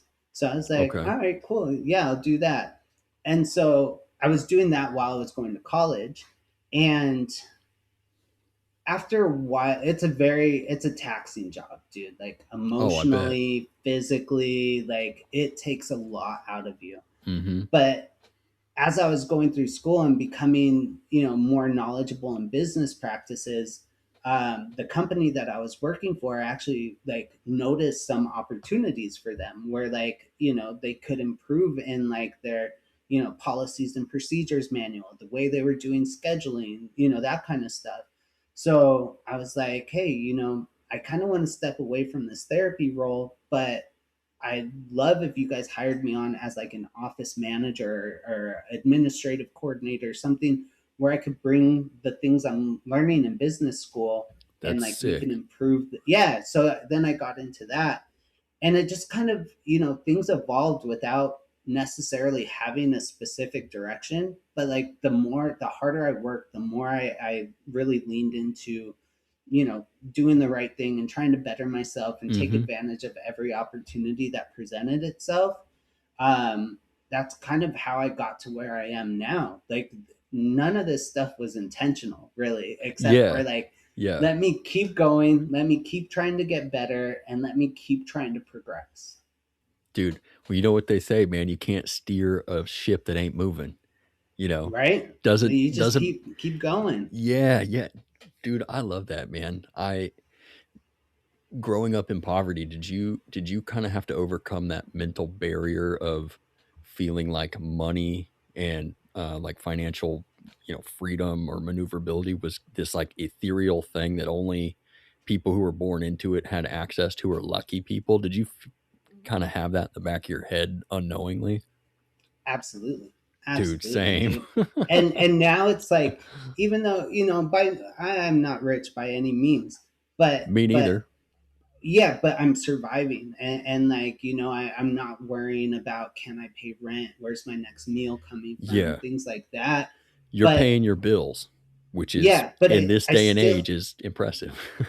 it is, I still have this like imposter syndrome, like, um am I really the right person to be, giving this huge presentation in front of Yeah, all these people? Like, who am yeah, I to like, yeah, but then you also have to like take ownership of it, and like, I think you just fight those feelings because it's funny. I work with a ton of doctors and senior level, directors and they executives, and it's crazy how many of them have those same exact feelings, yeah, those same, the imposter syndrome, the like, who am I to be doing this? And I'm like, really? I think you're like amazing. You're a yeah, doctor, and all yeah. this stuff, but same feelings I have. We have so much less time than what we think, and I'm so think. You know what's funny? The thing that kind of broke a lot of that like silly mindset off of me was listening to. I just came across some Gary V videos. Do you know who Gary Oh, V dude, is, I know Gary Vee. He's the bro? wine dude, right? And he used to Exactly. go to, Yeah. what's it, garage sales and like Yes. shit like that. Yeah. Hearing Gary V cuss at me through the screen, hearing that dude, I was kind of Little like, gremlin. yeah, yeah, exactly. Hearing him kind of say that stuff, I was like, you know what? It kind of is true. Like nobody owes me a dime. Nobody's coming to bail me out. No, if you want an opportunity, like everybody's sitting there waiting for an opportunity to show up because everybody hears it's not what you know, it's who you know, and you're just waiting for those opportunities. And it's like, well, there's nothing saying you can't go make those connections with those who you know people. There's so much opportunity that people are leaving on the table, man. It's crazy. Like I feel like your stories exemplify that. Like talking about how you reached out to Patrick at ADF and like, let me take you out for lunch, and like just these like, hey, I want to reach out to someone and just kind of get to know them as a person, but you don't know what connections that's going to build for the future. And like, so I do this, I professionally coach this one dude right now at work. Sick. And, I was telling him, like, basically we were going over this problem that he had, and he was identifying the problem. I'm like, okay, what's the solution? And he's like, I don't know. And I'm like, well, this is how we're gonna, like, your job as a project manager, like, yeah, part of it is to identify the problems, but if you want to take it to the next level, let's propose a solution, dude. Like, even if they don't go for the solution, like, anytime you identify a problem, like, try to solve that problem and like present that potential solution, because maybe nobody else has any better ideas, and they're like, you know what, that could work, let's try it. And maybe that solution totally changes the game, and now you just totally elevated yourself. Like, now you're a consultant that can charge $500 an hour, right? Like, and you never know. And so, like, we just had that meeting this morning, and it was like, it's those things where you just look at, how can I, make things better? How can I solve problems? How can I make connections with people and be valuable? I think that's the biggest thing I've tried to embody, is like, how can I bring value? How can I be valuable to other people? And even, I used to be a clinic manager running like a primary care and specialty clinics for this hospital system I work for. But my whole like spiel when I was doing that was like, I'm here for the staff and like the doctors. Like, how can I be of service to you? How can I make your life better? How can I make your job easier? How can I give you the tools you need to do your job even better? And I think that's like, if you take that approach in life, dude, like, people will see your value, and opportunities will open up. Well, yeah, I like what you were saying when you were doing that. When you were working with, you say it was kids with autism? Yeah. Well, it's like you said, hey, there's something here that I think I could help you guys do better. Can you make a position for me? Where most people, they're like, there's not a job posting about this, so I'm not even going to ask. No, dude, you got to say, I'm just going to say, hey, you're going to hire me, and you're going to pay me this, and it's going to net you 5x what you're paying me. You'd be stupid not to take this deal. 1000%, dude. Like, they created that position because I asked for it, and I presented a case where I was like, dude, just do it. It'll be worth it. This is why. And it was. And then it led me into like, my next role. That's so sick. I love and it was all out of necessity too, because like, I'd left that job where I was working with the company that did the behavioral therapy, going to my current company, because my when I found out that I was going to be a dad, it was like, okay, the insurance situation at my current company, they didn't cover a lot. Like, I was going to be out, probably like $1,200 a month to like pay for me and my daughter to have insurance. And then so it was like, I have to find something that has better benefits, and my daughter's mom, her brother was like a nurse director at this company. So he was a nurse director at this company, and said like, dude, come here, start at the bottom, get your foot in however you can. Your work ethic, you'll work your way up. And he was like, they have amazing benefits, they have pension, all that stuff. So that's what I did, dude. I started as a front desk float. Literally, sick.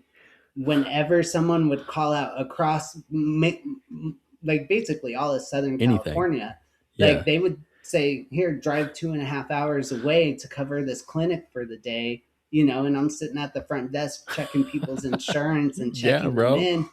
But within 6 months, dude, I was promoted to like, the next 2 levels. And then within a year, I was made a manager. And then within 3 years, I got headhunted into this project manager role Mm-hmm. that, like, again, I didn't apply for. They came to me and they were like, you know what, you do such a great job Yeah. being a manager. Like, how would you feel about joining our team and like helping other managers learn to do what you do? I'm like, yeah, that sounds awesome, dude. Let's do it. If you approach everything, whether it's a business venture or a job, how do I help the most amount of people and how do I deliver the most help? And if you can figure that out, the rest of it, people will come to you begging to give you money. And that's Yeah. exactly like in your situation.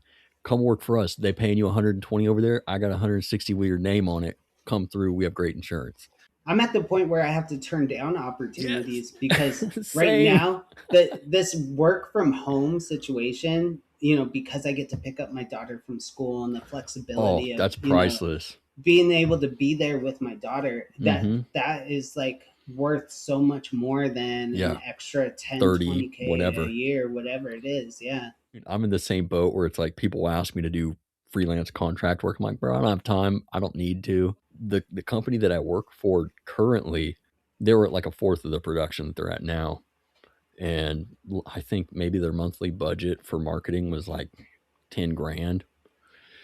And I came in, I was like, bro, you guys are spending 7 grand on radio ads. What the fudge are you doing with this? I was Yeah. like, you guys sign these contracts. Let's get on a call with them right now. We have an emergency. We can't pay these. We're gonna need to put them on hold. Whatever we got to say to get out of these. You give me 3 grand and I'll get you triple whatever you're getting from this crap. And here we are, 7 years later, their budget is the same now, and we're like, literally, we've completely cornered the market, like absolutely. Really? Oh, dude, Do anybody you in do our mostly online marketing that's or the like majority of what business? I do. Yeah. I think it's the best bang for the buck. Dude, and nowadays yeah. and I can track it. I can, because with a radio ad, it's like you put out a radio ad, you just hope somebody hears it and calls you. With a Google ad or a Facebook ad, I don't pay anything unless that ad gets served. It doesn't just Yeah. get served by the masses. And then, it doesn't matter how many people listen to Spotify because I only paid for the ones that listened. Like, who gives a Yeah. fudge? Did you go to school for marketing? No, I didn't. But when you were talking about business and trying to figure out, I don't know what I want to do, but I need to go to school. That's the exact thought process I had. I went and got a business degree because I was like, I don't know what I want to do. But like you said, everything's a business. So I could work in automotive industries. I could work in action sports industries. I could work in any industry with this type of a degree as long as I have the work Right. ethic to back it up. So that was another funny thing as you were talking. I was like, oh, we are the same person. Yeah. You got smoother legs than I do, even though I shave them, but we're basically the same person, bro. I can't have the tree trunk quads if I got leg hair, bro. I got to shave it. Dude, you look jacked. Do you work out a ton? Do I really? Well, you probably got the body dysmorphia going on, but it's that no, same. yeah, you look jacked. Especially saying that you were like 125 pounds. Oh, at I 6 was. feet tall. I'm not even college, playing. dude. That's not even an exaggeration. I was literally that weight. It was bad, but I was just, and I had anxiety, so I hardly ate. So I was Dude, I skateboarding all the time. Dude, struggle with anxiety too. Worst thing ever, bro.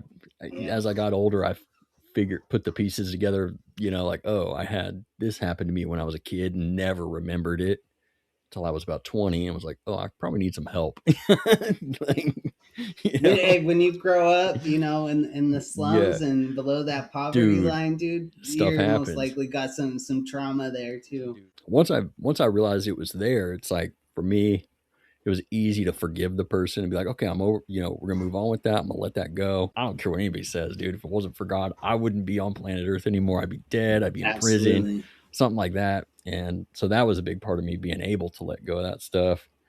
But man, life gets so much easier when you like let go of things that people have done to you or whatever, man. It's crazy though, because that's part of my story with this whole Subaru shit is, when I got out of that relationship and moved to this condo, and it was, me and my daughter, I have my daughter 50% of the time, and Okay. like just trying to start life over again. Yeah. And, all like, it totally ruined. Like, I was super, like, had so many friends growing up and everything. This in my teenage years when we were doing all the crazy shit and snowboarding, and, through all the sports, you make a ton of friends and all that shit. But Exactly. then when I started going to school and got in that super toxic relationship, like all that just left. And so I was like super isolated.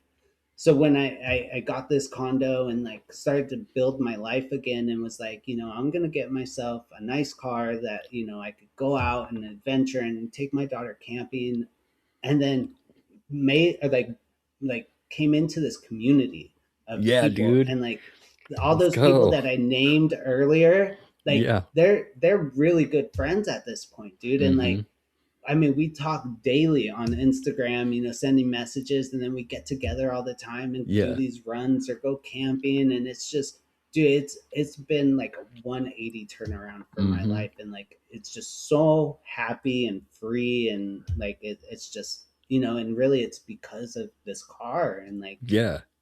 it's nuts, dude. Dude, that makes me so happy because, like, I wouldn't have known any of that stuff about your life if you hadn't mentioned it. And I'm in the same boat. Some of my, actually, I'd say my best friend, well, you know about this, but my friend The one passed that away. passed away. Yeah, Yeah. he was my best friend. I would say pretty much would drop anything if I needed something, and vice versa. That's how I met him, dude. Cars, off-roading, like. It's crazy what brings you together, and like how it how it works. I got a question for you. Oh yeah, let's go. Music. I want to hear Oh what yeah, kind of music are you into? I know like the dude. deathcore and stuff. What else? Or like what are your top bands? This is gonna sound a little funny, but BB King, anything that Mozart wrote or Bach, like that was like, to me, like, metal is modern day classical music. Like even the modes. 100%, dude. Yeah, dude. 100%. All the modes that are used in like a lot of deathcore stuff. It's been a minute since I've looked at music theory, but like it's all Yeah. written in those same, like all what is it, like harmonic minors and melodic minors, all that stuff, bro. That's like a lot of deathcore and a lot of metal is all that, all that. It's And I just, so funny, dude. I have classes. So like the way I listen to music is Pandora. Oh Because yeah, I yeah, spent so many years building my Pandora yeah, fucking dude. library that I refuse to like give up on it. Yeah. But like when I have it on shuffle, it'll go from like classical to hardcore to punk to Let's like go. it's just all oldies, like it's just all over the place. But I Yeah. have always thought like the classical, it's essentially metal, dude. That's like it's exactly just what it is. piano metal. That's all it is. Yeah. Do you play guitar by chance? No, so my family's super musical. Like my dad plays the drums. I have cousins that are in bands. My brother played the guitar. I did not get any of that fucking talent. I got Me neither. short, stubby fingers, and like they just don't work very quickly. Yeah. But I have that love for music, just like cars. I love cars. I don't know shit about it. Yeah, I love yeah. music. I don't know shit about it. It's, Do you though? Yeah, I started playing guitar when I was about 18 or 19 just for fun. And there's a technique in like, neoclassical guitar playing or, metal. It's called sweep picking. And you're basically, do you know the like basic functionality of Like how you strum a strumming guitar? and yeah, strumming Yeah. and finger picking and Yeah. yeah. So sweep picking is you're essentially playing an arpeggio, which an arpeggio is just a chord broken down note by note. And you're basically strumming the guitar with your dominant hand, just one downstroke and one fluid upstroke. But as you're doing that, you're moving your left hand up and down, and it sounds exactly like how you could play a piano. Really? And because with a piano, there's only one mechanical thing that has to happen with your body in order to get a note. And so that's how they're able to get those crazy, like, that piano sound where it's like, Yeah, oh, yeah. you just had a run of like 16 notes right there in That's a crazy. second and a half. And it was like one of the hardest things I ever like tried to figure out how to learn. I finally found an exercise that helped me break away like the picking motion of the right hand. From your But, left hand motion. but you're so right, man. Like deathcore, metal, it doesn't matter what it is. A lot of it, yeah, it's all just modern day Bach, Yeah. It's literally Yeah. what it is. But dude, I'm a huge fan. Like if I was going in my car right now and somebody said you can't listen to a podcast, you have to listen to music, I'm probably picking like the Chelsea Grin EP or Desolation of Eden, either one. They both had a bunch of good jams on them, a lot of the same stuff. Or did you ever listen to that Bring Me the Horizon EP? Like the Oh first, yeah. bro. Yeah. That was the most dirt nasty, trashy deathcore on the planet. It was so good. And I mean, now I'm stoked that they're paying their kids' college funds now with all their money. They're very different band. Their EP was so good. Count Your Blessings was good. Just dirty MySpace era deathcore. Oh, yeah. Just trashy. Like I love that stuff, bro. Like, Dude, that's awesome. With like August Burns Red, did you listen to them? Constellations with I mean, Yeah. I know what was that Messengers that came out. I think was Messengers their first album. I don't remember, but Constellations was the I'm one. horrible with that shit, like Dude. remembering like timelines and Yeah. Constellations, that album's the one that had like Mariana's Trench and all that stuff on it. Uh-huh. Bro, absolute heater. And they had all just like recently, if I remember right, they'd all kind of just started playing their instruments right, like just a few years before that record was recorded. And what a slammer, bro. Yeah. Just Yeah. back to back hammers. Like the guitars, they have two guitar players and like, the harmonizing guitars on that record. Dude, absolute just killers. And then like the Cleansing, the Suicide Silence album. Mhm, Oh, dude. mhm. Were you into metalcore before you got into deathcore? Like Kill Switch Engage and all that type of stuff. Like that, or like, have you ever heard of like Nodes of Ranvier or No. Unearth? Well, I know about Unearth. Dying. Oh, Yeah, Unearth, As I Lay Dying was sick. Yeah. So that was kind of like my transition into like deathcore, was like sick. Listening to that like metalcore stuff, and I was like, where's this been my whole life? Like it's melodic but still heavy. Like it was like, that's beautiful. And then deathcore came out, and it was like this is what I've been waiting for my whole life. Yeah. Like it's so awesome. Metalcore is a little bit more refined and actually has like, very clear cut elements of like traditional metal. But deathcore is just like, okay, now we're all playing 7 and 8 strings, and we're gonna like essentially like the brown note, make you guys poop yourself. Yeah. When we come out on stage and hit that opening note, But I love it all, man. Like, did you ever do like hardcore dancing? No, I never did any of that stuff. Did you ever listen to like Chiodos at all? Oh yeah. Chiodos. Dude, when I go back and listen to it, I'm like, dang, this was actually sick. Like this was well organized. They have parts, right? Mm-hmm. They have a lot of songs where it's like, again, it's classically written. It's like the opening, riffs and phrasing and everything that they use, it never gets touched again throughout the rest of the song. Right. Like, and then they take everything through these crazy stages throughout every single song. You're like, wait, how did they end up here in this key, bro? Like, it's crazy revisiting some of those old bands that you kind of lost track of, and then hearing it with like a more mature ear. Mm-hmm. Yeah. Did you ever listen to like Attack? Not really. I feel like that's like more emo Midwest like stuff, right? Yeah, I think they're from Ohio. I think like Silverstein was kind of like the closest I got to Heights. that. But Hawthorne Heights. But like, no, I didn't go too deep into that rabbit hole. I hated Attack when I was younger, but as I gotten older, I'm like, oh, this was actually a hitter, dude. This is a good record. But I'll have to check it out because I haven't listened to them. Like, dude, I've heard like a song or something. Okay, dude, their stuff. whatever that record was that they put out that had like Stickly on it. That album is actually good, dude. It had some heavy like verses and breakdowns.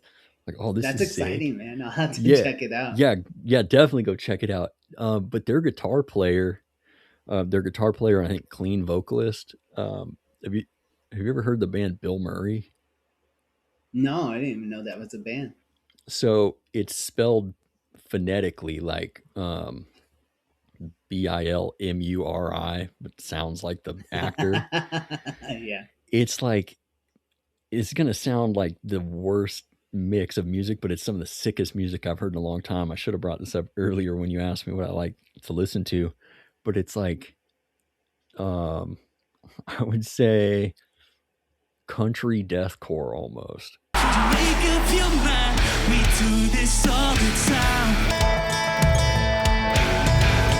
Like, dude, I love those fucking but, so like all the Irish punk and stuff, Mhm. like Flogging Molly, Dropkick Murphys, yeah, all that stuff.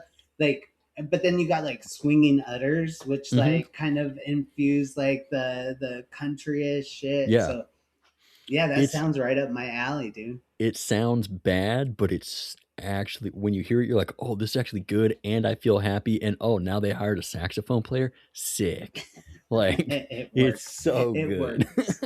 Yeah. Okay, let's bring this in for a landing, otherwise I'm going to talk your ear off and you're not going to get to bed. Yeah, for sure, man. I've enjoyed it though. It's been good shit. Oh, dude, thanks for doing this, man. I know you were a little hesitant at first, but for what it's worth, you absolutely crushed it, and I appreciate you.